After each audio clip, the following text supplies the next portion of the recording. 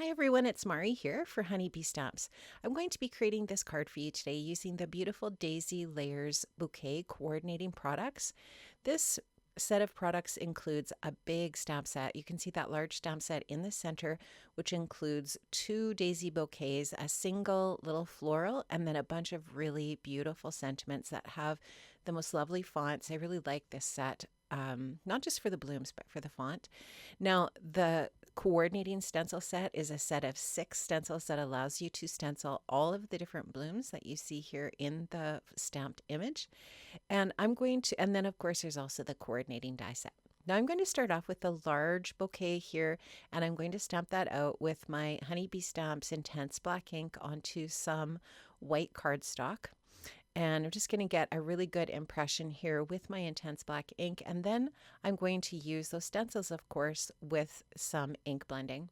Now I do have the stamped image on my Altenews stamp mat, and I'm going to be using Distress inks to color these in. Now I'm starting off with some Dusty Concord, and after the Dusty Concord, I'm going to go in with a little bit of Villainous Potion to deepen up that purple. And this is the first layer of the blooms that I'm working on here. Now I'm going to go in with a bunch of orange tones, including wild honey, spiced marmalade, and carved pumpkin on these florals here. And I'm just going to lift up the stencil every once in a while just to make sure that I'm happy with the amount of color that I have on there. So you can see that I only have it taped down at the top and on one side, so I can just continue to just flip up that edge of my stencil and just take a peek at the intensity. I do really like that the Honeybee stencils are transparent so that it does give you a better idea of, where you're stenciling, but I still do sometimes like to flip up that corner. Now I am going in with a darker tone of orange here for the next stencil. So every time I switch up the stencil, I'm going to add color to the areas, the same area that's just a little bit darker. And in that way, it's just going to vary the colors of the petals on that same flower. Now for the third one, I'm going in with some Abandoned Coral. And on this one, I'm also going to use a little bit of Crackling Campfire and some picked raspberry. I'm just going in to intensify the oranges there in between. And actually I think I'm actually adding Crackling Campfire to the orange ones, not to the pink one, which makes more sense. And it looks like maybe I'm adding it to that other one as well. So, and this is where I'm going to go in and layer a little bit more pink over to that left side so that we kind of have a combination of orange and orangey pink tones. So there you can see how those are layered up. I really like how those are looking. And now I'm going to go in with my greens for my leaves. And so this is the next stencil. This is for the leaves. And I'm going in with some cracked pistachio and just going to blend that cracked pistachio onto the first layer of the leaves. We're almost kind of getting a little bit of a rainbow effect going on here with this color combo that I've chosen for this card. So I'm just going to fill in the last little areas with the cracked pistachio. And then I wanted to go in just with a little bit of peacock feathers to add that to the leaf area as well. And I just really like how that just adds a little bit of intensity in the color to the leaves. So now what I'm going to do is go in with a pigment ink. This is actually Altenews Obsidian pigment ink, and this is a slow drying ink, a really crisp slow drying ink. And what I wanted to do here was a little bit of clear embossing. So I did not move my stamp. I left my stamp in my MISTI from the very first time that I stamped this image so that when I put it back into the MISTI, I can restamp and it will go in exactly the same spot that it was before. Now I'm just going to coat that black ink with some clear embossing powder. Now what I will mention here is that the Distress ink is not dry, and that was done on purpose. I could have dried the ink first, but I wanted that clear embossing ink to just make my flowers look a little bit glossy. And it's also going to add that glossy detail with that pigment ink and the clear embossing powder on the black ink as well. Now I'm going to take that largest die from the die set, and I'm just going to tape that over top of my image. I'm just going to take some time to make sure that I get that in the right spot. And now you can just see how nicely that die cut that. I have taken a panel of paper that's the same size as my A2 size card front. I've embossed it with the gorgeous Daisy Field 3D embossing folder. And I'm just showing you there how I stitched with my sewing machine around the outside perimeter of the paper. I do a lot of sewing, and I use my sewing machine for crafting as well.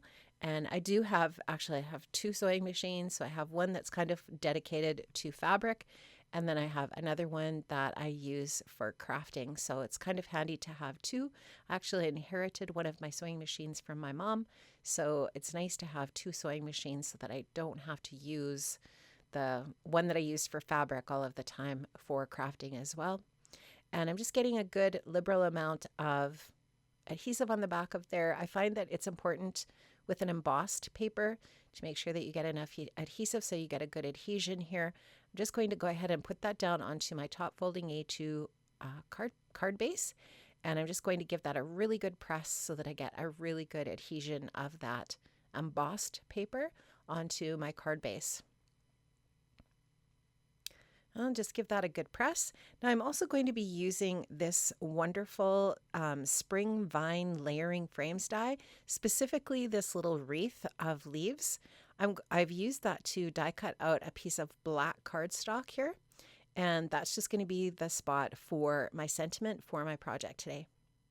So I'm just going to go ahead and use that with the sentiment that I have stamped onto a piece of cardstock, and then I just die cut that with my circle stacks dies from Honeybee, and that's just going to layer beautifully over top of that piece to create our little sentiment, which is "Miss you so much."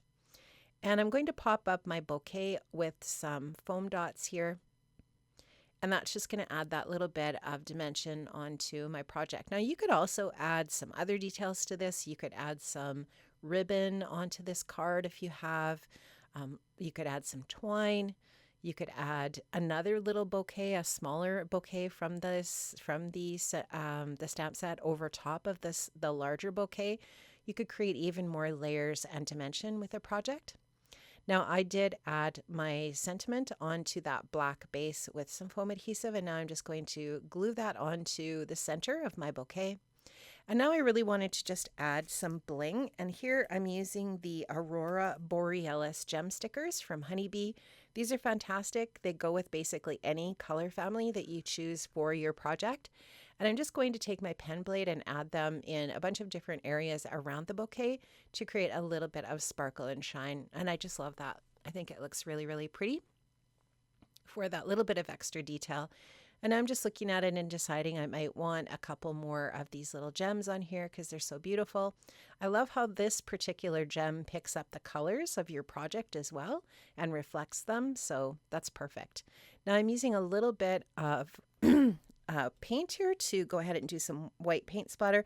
This is Dr. P.H. Martin's Bleed Proof white, and I've liquefied it a little bit on a little palette over to the side, and now I'm just going to go ahead and splatter that in my splat box onto my project just to add that little bit of extra detail with some white splatter. I love that look. I'm addicted.